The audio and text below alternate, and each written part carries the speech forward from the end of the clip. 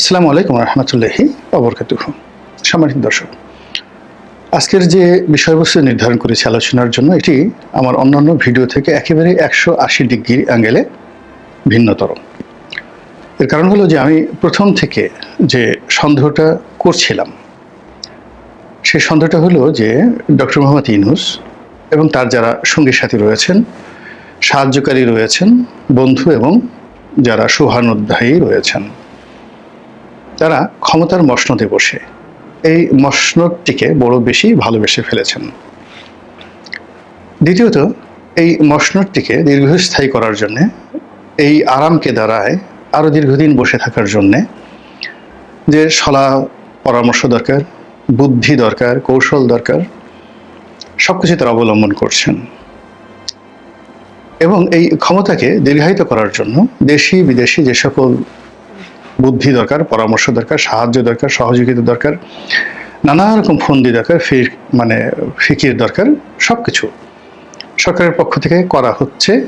এইভাবে সেই গত 11 মাস ধরে আমরা অনেকেই যে সন্দেহ প্রকাশ করেছিলাম, সেই সন্দেহটি এখন কোন অবস্থাতে আছে এটা আপনারা যারা দর্শক তারা ভালো জানেন। এখন বোঝার চেষ্টা করুন, আমরা বলেছিলাম যে তারা তাদের শক্তি সামর্থ্য সর্বোচ্চ ব্যবহার করে চেষ্টা করবেন যেন এখানে ক্ষমতায় থাকা যায়, এবং কোনো অবস্থাতে একটা নির্বাচন খুব তড়িঘড়ি করে ডিসেম্বরে হোক, জানুয়ারি মাসে হোক, ফেব্রুয়ারি কিংবা 2026 সনের এপ্রিলে হোক অথবা জুনে হোক, এইরকম যে কথাবার্তা তারা বলছেন, প্রায় সব কথার সঙ্গে শর্ত রয়েছে। এটা হলে তো ওটা হবে, ওটা হলে তো ওটা হবে না। তারপরে তারা যে কথাগুলো বলছেন সে কথা আবার তাদের যারা কর্মী সমর্থক রয়েছেন, সাহায্যকারী রয়েছেন, তারা একই ভাষায় কথা বলছেন। আবার তাদের কর্মী সমর্থকরা রাজনীতির ময়দানে যে সকল কথাবার্তা বলছেন সেগুলো আবার এসে রাজপ্রাসাদ থেকে তারা সেগুলো সিল সাপোর্ট দিয়ে দিচ্ছেন, এবং এভাবেই 2025 সনের জুলাই মাস শেষ হতে চলল। এখন জুলাই মাসের যে দিনটিতে, অর্থাৎ শেষ দিনটিতে আমি ভিডিওটি করছি, এখন পর্যন্ত সেই যে জুলাই চার্টার, সেই জুলাই চার্টার নিয়ে নানা রকম মিশ্র প্রতিক্রিয়া দেখা দিয়েছে। এটার একটা খসড়া তৈরি করা হয়েছে। কিছু কিছু রাজনৈতিক দল বলছে যে এই খসড়ায় তারা স্বাক্ষর করবে না, বা এটার মধ্যে আসলে জুলাইয়ের যে স্পিরিট সেটা ফুটে ওঠেনি। এটা একটা গতানুগতিক, যেটা 1990 সনের এরশাদ পতনের পরে যে একটা 3 জোটের রূপরেখা হয়েছিল, ওইরকম একটা ভাষা চুক্তি, যে চুক্তির কোনো আইনগত ভিত্তি নেই এবং যে চুক্তির কোনো ইনডেমিনিটি নেই। জুলাই আগস্টের যে বিপ্লবী যারা আছেন তারা আগামীতে যে সকল বিচারের মুখোমুখি হওয়ার আশঙ্কা করছেন, রাষ্ট্রীয় সন্ত্রাসের আশঙ্কা করছেন, কিংবা আগামীতে যারা ক্ষমতায় আসবে তারা ইচ্ছে করলে এই জুলাই বিপ্লবীদেরকে যদি ফাঁসাতে চান, তো সেক্ষেত্রে যে সকল আইনি ফাঁকফোকর রয়েছে সেই ফাঁকফোকর বন্ধ করার জন্য তারা প্রথম থেকে জুলাই চার্টারের কথা বলছিল, এবং সেই জুলাই চার্টার হবে এরকম একটা চার্টার যা কিনা পুরো সরকারি ব্যবস্থাকে পরিবর্তন করে ফেলবে। তারপরে এর মাধ্যমে ডক্টর মোহাম্মদ ইউনূসের কর্তৃত্ব এবং ক্ষমতা এককভাবে প্রতিষ্ঠিত হবে, সরকারের যে ধরন এবং প্রকৃতি এটা পাল্টে যাবে। এটি একটা বিপ্লবী সরকার হিসেবে আত্মপ্রকাশ করবে, এবং সরকারের যে কোনো সিদ্ধান্তই তখন আইনে পরিণত হবে। তো এরকম যে ডিমান্ড বিপ্লবীদের পক্ষ থেকে, সেটি এই যে জুলাই খসড়া করা হয়েছে, যেটাকে জুলাই চার্টার বলা হচ্ছে, সেটার যে খসড়া, সেই খসড়ার মধ্যে এই কথাগুলো না থাকার কারণে বিপ্লবীরা এটা মানতে চাচ্ছেন না। অন্যদিকে রাজনৈতিক যারা নেতৃবৃন্দ রয়েছেন তারাও কিন্তু এটা যে খুব বেশি আগ্রহ সহকারে পড়ছেন, দেখছেন, স্বাক্ষর করছেন, এটা যে আসলে কোনো রকম রাজনৈতিক মূল্য, সাংবিধানিক মূল্য বা প্রয়োজনীয়তা রয়েছে, এটা রাজনৈতিক নেতৃবৃন্দের মধ্যে ওইরকম তেমন কিছু দেখিনি। আমি নিজে ব্যক্তিগতভাবে যা কিছু শুনেছি, যতটুকু দেখেছি, এটা আসলে একটা অপ্রয়োজনীয়, যা করা হয়েছে এতে কোনো পক্ষেরই এখানে কোনো পারপাস সার্ভ হবে না। এটা wastage of time, money and energy. এটা হলেও কিছু আসে যায় না, না হলেও কিছু আসে যায় না, এরকম একটা চার্টার তৈরি করা হয়েছে। বাই দ্য ওয়ে, এখানে যে কথাটা বলতে চাচ্ছি সেটা হলো যে একটি ধাপ, গত 11 মাস ধরে আমরা বলে আসছি যে ডক্টর মোহাম্মদ ইউনূস এবং তার যারা সহকর্মী রয়েছেন তারা নির্বাচনকে বিলম্বিত করার জন্য, প্রলম্বিত করার জন্য, কিংবা পুরো ক্ষমতাটা তাদের কুক্ষিগত করে রাখার জন্য, অ্যাটলিস্ট 5 বছর ক্ষমতায় থাকার জন্য তারা নানা রকম ছলচাতুরি কলাকৌশল করে যাচ্ছেন। কিন্তু গত 15 দিনের যে খবর, সেই 15 দিনের খবর হলো যে ডক্টর মোহাম্মদ ইউনূস এবং তার যারা সহকারী রয়েছেন সরকারে, তারা তাদের যে ক্ষমতা, সেই ক্ষমতার ব্যাপ্তিতে ভারসাম্য হারিয়ে ফেলেছেন। যারা মন্ত্রণালয় চালাচ্ছেন, যারা দপ্তর চালাচ্ছেন, কিংবা যে বিষয়গুলো তারা দেখছেন, সেই বিষয়গুলোর উপর তাদের যে পূর্ণ নিয়ন্ত্রণ রয়েছে, এই জিনিসটি এই 2025 সনের জুলাই মাসে এসে আমরা দেখলাম যে একেবারেই নেই। এর আগে আমাদের মনে হতো তারাই চালাচ্ছেন, কিন্তু তারা আরও দীর্ঘমেয়াদে চালাতে চান। আর এখন আমরা যেটা দেখতে পাচ্ছি সেটা হলো যে তারা চালাতে পারছেন না এবং তাদের কথা কেউ শুনছেন না, আর তারা কাউকে তাদের কথা শোনাতে বাধ্য করতে পারছেন না। ফলে মন্ত্রণালয়ের ভেতরে বাইরে, জেলা প্রশাসন, সচিবালয়, উপজেলা প্রশাসন, এর মধ্যে যে একটা সেতু বন্ধন থাকা দরকার, এটা মারাত্মকভাবে ব্যাহত হচ্ছে। এবং সবচেয়ে আশ্চর্যের ব্যাপার হলো যে কেউ কারো কথা শুনছে না, দুর্নীতি লাগামহীন হয়ে পড়েছে। এবং এই দুর্নীতি একেবারে টপ টু লো, প্রশাসনের সর্বোচ্চ স্তর থেকে একেবারে সর্বনিম্ন স্তর পর্যন্ত পাগলা ঘোড়ার মতো ছুটে চলছে। চাঁদাবাজি, চুরি, ডাকাতি, রাহাজানি, ছিনতাই, সামাজিক অবক্ষয় থেকে শুরু করে আরও যা কিছু রয়েছে, কোনো কিছুতেই নিয়ন্ত্রণ নেই। সমাজের নিয়ন্ত্রণ নেই, রাষ্ট্রের নেই, সরকারের নেই। ফলে কি হলো, অনেক যারা কন্টেন্ট তৈরি করেন আমাদের মতো, যাদের সমাজে বেশ পরিচিতি রয়েছে এবং দীর্ঘদিন ধরে, গত 30-40 বছর ধরে, কেউ হয়তো নামকরা সাংবাদিক, কেউ হয়তো নামকরা অর্থনীতিবিদ, তারা এই গত 15 দিন ধরে বলা শুরু করেছেন যে ডক্টর মোহাম্মদ ইউনূসের পক্ষে নির্বাচন দেওয়া সম্ভব নয়। মানে তার পক্ষে একটা নির্বাচন অনুষ্ঠান বা নির্বাচন পরিচালনা করা একেবারে অসম্ভব একটা বিষয়। কথাটা গত 2 সপ্তাহ ধরে দেশের প্রথিতযশা যারা সাংবাদিক, যারা বুদ্ধিজীবী, যারা সেই গত 3 দশক ধরে এদেশের রাজনীতির মাস্টার মাইন্ড, মানে তারা যেদিকে হেলেছেন রাজনীতি ওদিকে হেলেছে, তারা যার পতন চেয়েছেন তার পতন দীর্ঘমেয়াদে হয়েছে, তারা যার উন্নয়ন চেয়েছেন, যাকে হিরো বানাতে চেয়েছেন, তারাই হিরো হয়েছেন। তো সেই মানুষগুলো, এই আমি যে কথাগুলো বলছি আজকে, যেটা আমি কখনো বলিনি, সেই দেখলাম যে তাদের কন্টেন্ট সেই কথাগুলো ফুটে উঠেছে। যেমন আমি 3 জন লোকের নাম বলি।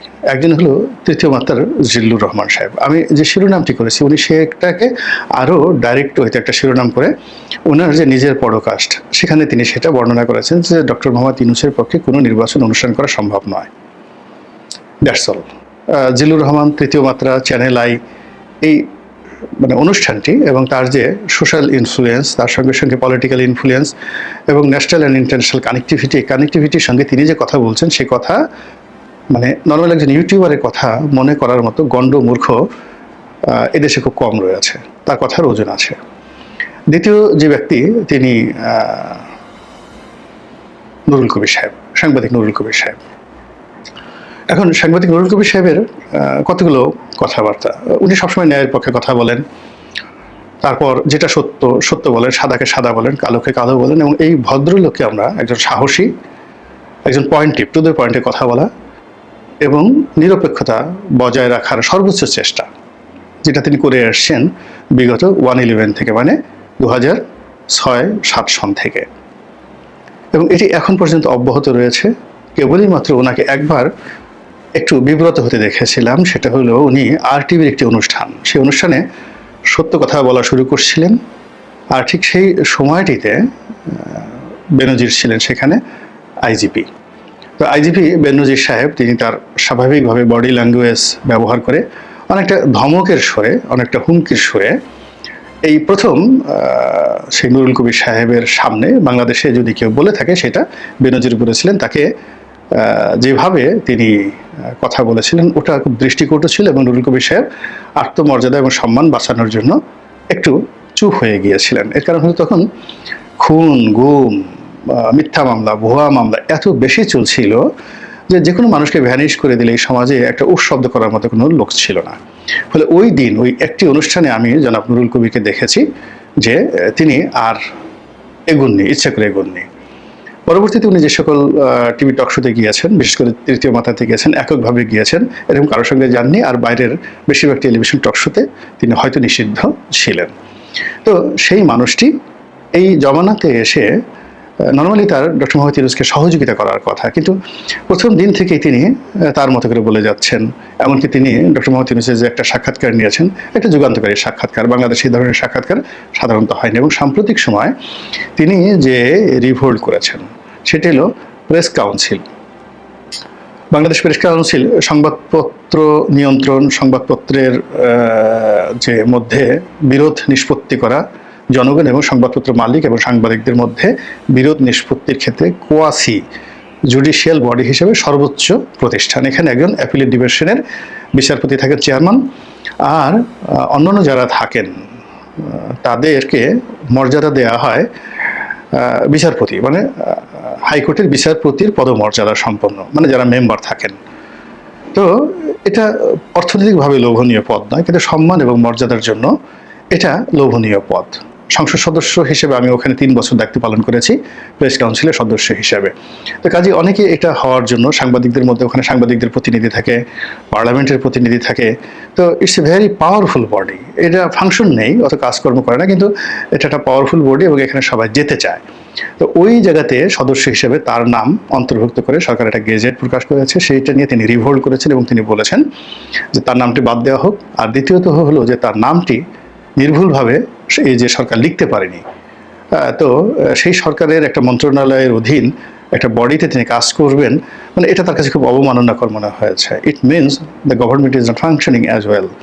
তো এই বিষয়টি বুঝতে হবে যে একটি সরকার সে যেভাবে পদে পদে অপমানিত হচ্ছে, অর্থাৎ তিনি যেটা বলছেন, উল কবির সাহেব যেটা বলছেন যে তাকে এই কমিটিতে অন্তর্ভুক্ত করা হবে, তার অনুমতি নেওয়া হয়নি, তার সঙ্গে আলোচনা করা হয়নি এবং তার সম্মতি নেওয়া হয়নি।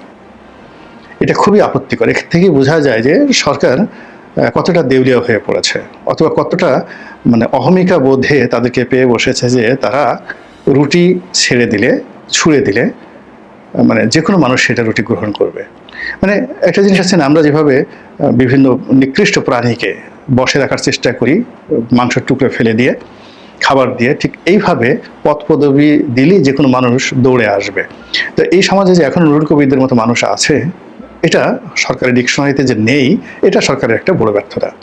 থার্ডলি হলো দেবপ্রিয় ভট্টাচার্য, যার সঙ্গে ডক্টর মোহাম্মদ ইউনূসের ব্যক্তিগত সম্পর্ক একেবারে চরমে ছিল, কিন্তু সেই ভদ্রলোকও ইদানিং যে ভাষায় কথাবার্তা বলছেন তাতে সরাসরি ডক্টর মোহাম্মদ ইউনূসের যে রেজিম, সেই রেজিমের যে সততা, ন্যায়পরায়ণতা, সক্ষমতা ইত্যাদিকে চ্যালেঞ্জ করেছে। ফলে কি হচ্ছে যে আজকের আমার এই ভিডিওটাতে আমার কাছে মনে হচ্ছে যে এই যে এত বড় বড় জ্ঞানী মানুষ, আমি 3 জনের নাম বললাম, আর অনেকেই সেই সিরাজুল ইসলাম চৌধুরী উনি বের হয়ে এসেছেন, আনু মোহাম্মদ বের হয়ে এসেছেন। তো ওনারা কিন্তু গত 11 মাস 12 মাস কথা বলে তারা চোখ বুঝে তারা ডক্টর মোহাম্মদ ইউনূসকে সমর্থন জানিয়েছেন। তো এভাবে যখন অনেক লোক বের হয়ে এসেছেন, তখন আমরা একটা স্থির সিদ্ধান্তে ইজিলি পৌঁছতে পারি যে এখন সরকার বা ডক্টর মোহাম্মদ ইউনূস যদি চানও, তিনি আসলে একটা সুন্দর নির্বাচন করতে পারবেন না। তার হাত পা অবশ হয়ে গিয়েছে, তার কণ্ঠে জড়তা এসেছে, যেটা খুব সুন্দরভাবে দেবপ্রিয় ভট্টাচার্য বলেছেন যে এরকম অবোধ সরকার, এরকম নিরীহ সরকার আর আমরা কখনো দেখিনি। মানে তার সারা শরীরে এমন শিশুসুলভ একটা যাকে বলে ভাবসাব চলে আসছে, যেটাকে আপনি বলতে পারেন অবোধ, মানে যার বোধ শক্তি নেই। শিশুদের যেভাবে বোধ শক্তি থাকে না, ওইরকম বোধ শক্তি নেই। অথবা ধরুন প্যারালাইজড, আপনি টুক্কা দিচ্ছেন শরীরে, চিমটি দিচ্ছেন, খামচি দিচ্ছেন, কিংবা সরকারকে আপনি ভেংচি কাটছেন, আপনার সারা শরীর যদি প্যারালাইজ থাকে আপনি তো রেসপন্ড করতে পারবেন, অবোধ হয়ে যাবেন, অবশ শিশুর মতো আপনি হাসতে থাকবেন বা মুখ নাড়াতে থাকবেন, এই জোর। এটা হলো অবোধ সরকার। তো এরকম একটা নিরপরাধ সরকার, মানে যে সরকারের মধ্যে কোনো অপরাধ বোধ নেই, সে সবসময় মনে করে আমার ভিতরে আমি একটা জান্নাতি, আমি সমস্ত বিচারের ঊর্ধ্বে, তো আমি সব কিছুর ঊর্ধ্বে, আমি যা বলবো তাই হবে।